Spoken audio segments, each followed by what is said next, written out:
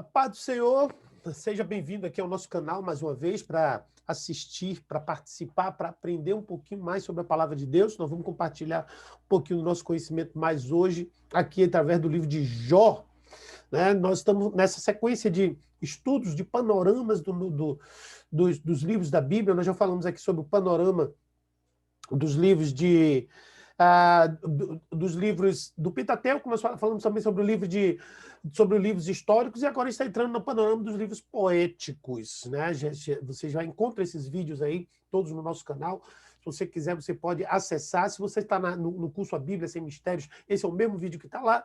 Nós fazemos um vídeo para os dois, sendo que no curso A Bíblia Sem Mistérios você tem depois a leitura, né, do livro todo, capítulo por capítulo. Então você vai ter toda a leitura, você vai ter toda a interpretação de cada capítulo, cada detalhe desses capítulos.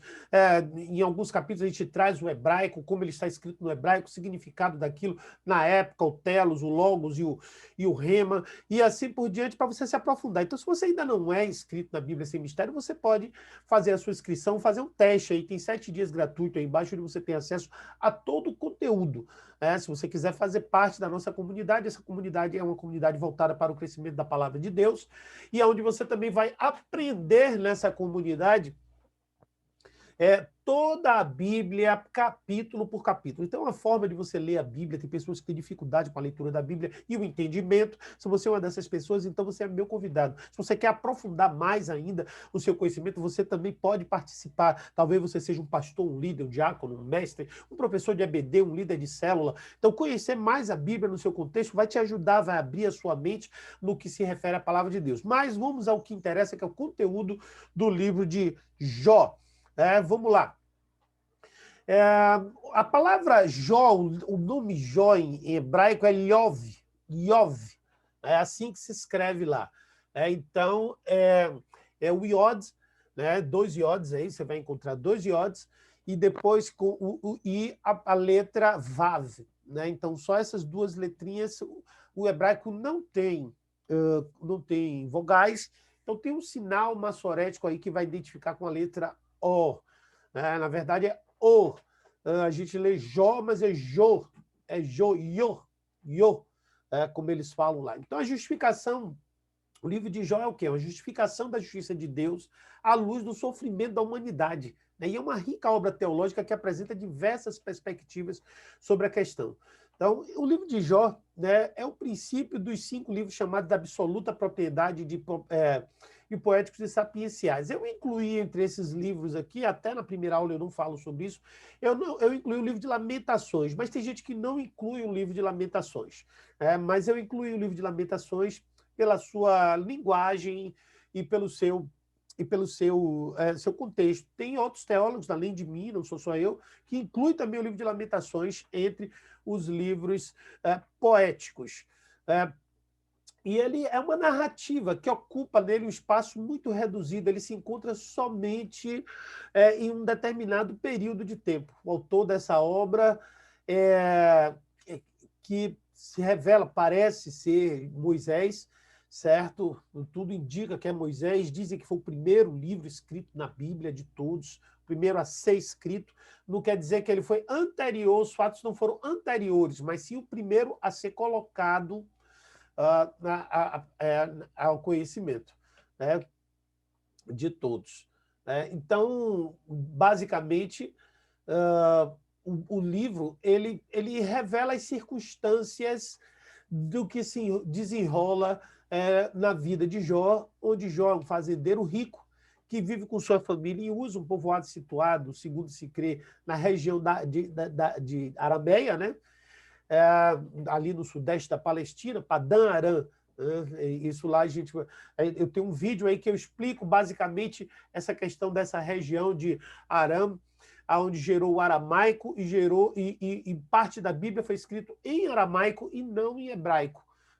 Então, por que existe o hebraico e o aramaico? Tem um vídeo aí, procura aí no nosso canal, que você vai encontrar esse vídeo. A diferença entre hebraico e aramaico é a origem de um e de outro, mas sabendo que são línguas irmãs do mesmo tronco. Era um homem de fé, descrito pelo próprio Deus como temente a Deus, que se desviava do mal. Jó é vítima de uma cadeia de desgraças que deixam rapidamente sem filhos, sem fazenda, enfermo e reduzido a uma condição miserável. Apesar de todas essas desgraças, ele confia em Deus e o bendiz, né? E não deixa que seus lábios pequem contra o Senhor, né? Não deixa que seus lábios pequem contra o Senhor. Ainda rebate as queixas da esposa, perguntando-lhe: temos recebido o bem de Deus e não receberíamos o mal? Então, naquela situação, 3 amigos dele se apressam em condoer-se e consolá-lo. O primeiro ele faz, o segundo é Bildade e o terceiro é Zofar, né? Então ele faz Temanita, Bildade, o suíta, e Zofar, o da Amanita. Aí, contestando os lamentos dos seus amigos, os visitantes falam de cada vez mais que ele responde à sua intercessão. Desse modo, dispõe 3 séries de discursos, né? Então, são 3 séries diferentes de discursos dos 3 amigos. O de Elifaz, o de Bildade e o de Zofar. E depois aparece um outro personagem, um jovem Eliú, certo? Que toma a palavra para repreender com ironia a Jó, né? Isso é importante entender essa questão aí da forma como Eliú tratou a Jó, né? E nenhum deles responde ao grande e afetado discurso de Elió. Depois, qual é o Senhor mesmo que intervém e põe fim no diálogo, né? Então, qual é a mensagem que esse livro traz? No capítulo 3 se inicia-se o primeiro dos poemas. Jó se lamenta de sua desgraça, em termos que revelam amargura profunda, muito distante daquele ânimo sereno que no prólogo enfrentava a adversidade. Agora predominam em Jó as queixas. E o tom de voz apaixonado, sem cessar, pergunta a si mesmo: por que Deus envia sofrimentos a alguém como ele, que sempre serviu com fidelidade e não fez nada de mal? A resposta dos seus 3 amigos se repete uma outra vez: a desgraça é o castigo do pecado, de modo que um grave pecado deve ter sido cometido por Jó. Quando Deus castiga com tantos males, somente se arrepender, somente o arrependimento é a palavra que deve ser citada por Jó. Então, há uma diferença, né? Nos primeiros capítulos de Jó, a gente vê um comportamento de Jó diferente do que se revela nos discursos seguintes. Então, quando se conclui a série de discursos, se intervém ali no colóquio para reprovar a ousadia de Jó e o inadequado das respostas dos seus 3 visitantes. O estilo dessa sessão é reiterativo e enfático. Eliú exige a atenção de todos os presentes, ante os quais se anuncia como um mestre imparcial e, ainda que seja jovem, está bem capacitado a dar lições e emitir sábios juízos. Está lá aí no capítulo 32, versículo 22, e o pior, acusações, né?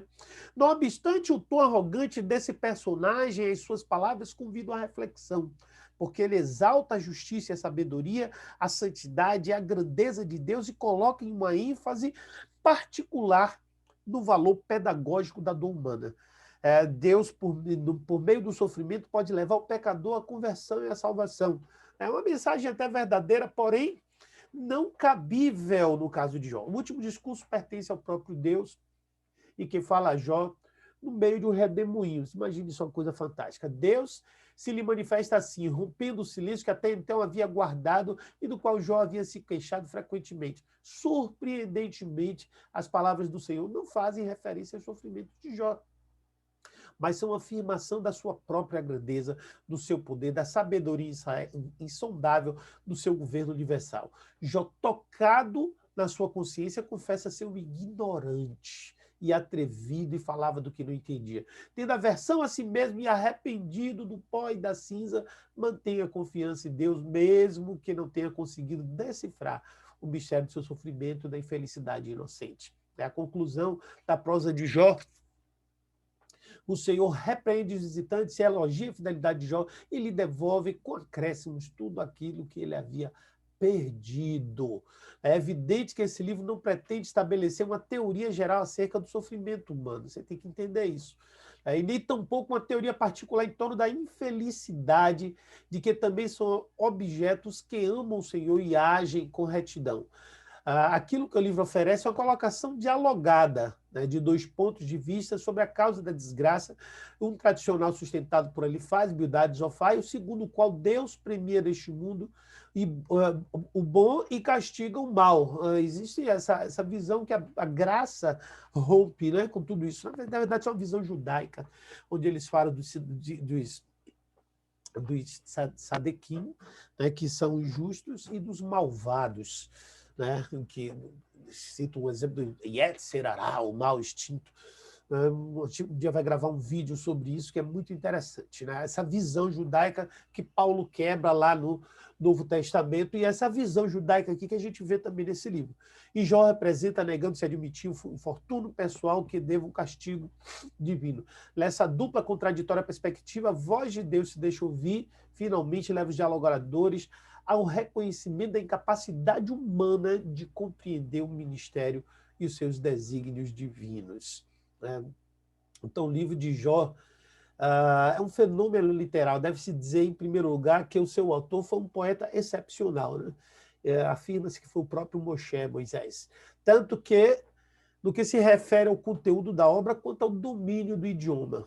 Um poeta que, além disso, possuía grande experiência de vida e uma mente crítica e audaz que o impulsionava a discutir posições doutrinárias, tipo, na época, como irrefutáveis, como essa questão do sofrimento e do mérito. Né? Não se conhece a identidade do poeta na época em que viveu. Com respeito a isso, outros dados pessoais nada diz o texto. Sem dúvida, partindo de certos indícios, pode-se reconhecer a obra atravessou diversas etapas antes de atingir a sua forma definitiva, possivelmente no século V a.C.